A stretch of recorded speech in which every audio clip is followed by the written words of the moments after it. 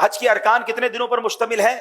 5۔ پہلا کون سا ہے؟ 8، دوسرا 9، تیسرا 10، 11 اور 12۔ یہ 5 ایام آپ نے یاد رکھنے ہیں، 8 ذوالحجہ، 9 ذوالحجہ، 10 ذوالحجہ، 11 ذوالحجہ، 12 ذوالحجہ۔ 8 ذوالحجہ کا دن ہم نے گزارنا ہے مینا میں، وہاں پڑھیں گے 5 نمازیں۔ 5 نمازیں مینا میں پڑھنا سنت ہے، اور پہلی نماز ہوگی ظہر۔ پہلی کون سی پڑھیں گے؟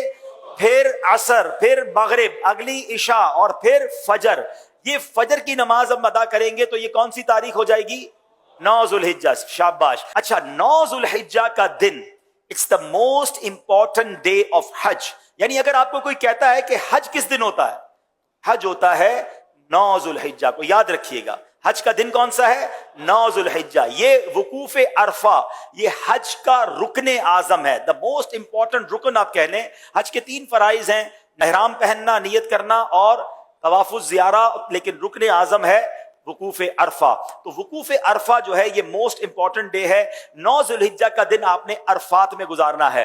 اچھا، اب 9 ذوالحجہ عرفات میں جب آپ پہنچیں گے تو وقوف عرفہ کا جو وقت شروع ہوتا ہے، جب جس کو کہیں کہ عرفات کے دن کا وقوف کا وقت شروع ہوتا ہے، جب ظہر کا وقت شروع ہوتا ہے نا، تو یہ وقت شروع ہو جاتا ہے۔ سبحان اللہ۔ جیسے ہی ظہر کا وقت شروع ہوا، جتنے لوگ عرفات میں احرام کی نیت کے ساتھ موجود ہیں وہ سب کے سب حاجی ہو جاتے ہیں۔ لیکن عرفات سے غروب آفتاب تک نہیں نکلنا۔ جب تک غروب آفتاب، مغرب کا ٹائم نہ ہو جائے، آپ نے عرفات نہیں چھوڑنا۔ جو اس سے پہلے نکل جاتا ہے اس پر دم ہو جائے گا۔ تو یاد رہے، ظہر کے وقت میں ظہر پڑھنی ہے، عصر کے وقت میں عصر پڑھنی ہے۔ اپنے اپنے خیموں میں پڑھیں یا جماعت کر لیں اور وہاں عبادت کریں، دعائیں کریں۔ غروب آفتاب سے پہلے پہلے عرفات کو نہیں چھوڑنا ہے۔ اب جب غروب آفتاب کے بعد آپ نکلیں گے تو اب جانا ہے مزدلفہ، اور مزدلفہ پہنچ کر اللہ کی شان دیکھیں۔ عرفات میں مغرب کا وقت ہو گیا ہے، مگر مغرب پڑھنے کی اجازت نہیں ہے۔ اچھا، مزدلفہ میں بھی مغرب اور عشاء پڑھیں گے، مگر عشاء کا وقت شروع ہو جانے کے بعد پڑھیں گے۔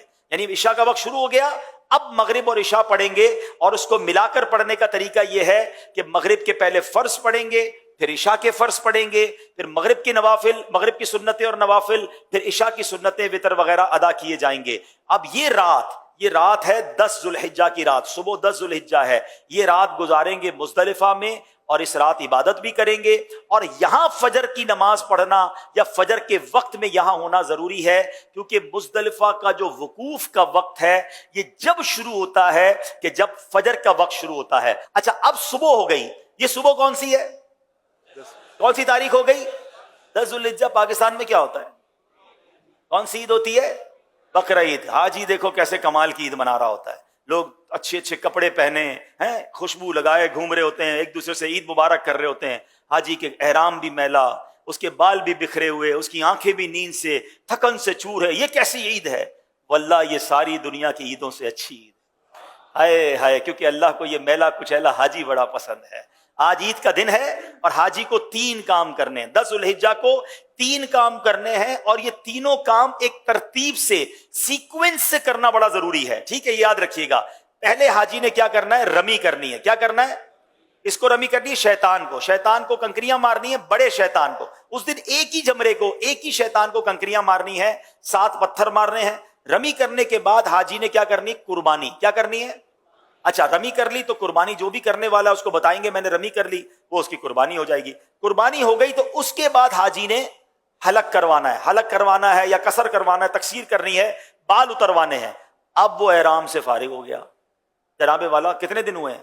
2.25 دن تو ہوئے ہیں۔ 10 ذوالحجہ، 8 کو تو احرام باندھا تھا اور 10 کو فارغ ہو گیا۔ ٹھیک ہے، تو نو ٹینشن ایٹ آل۔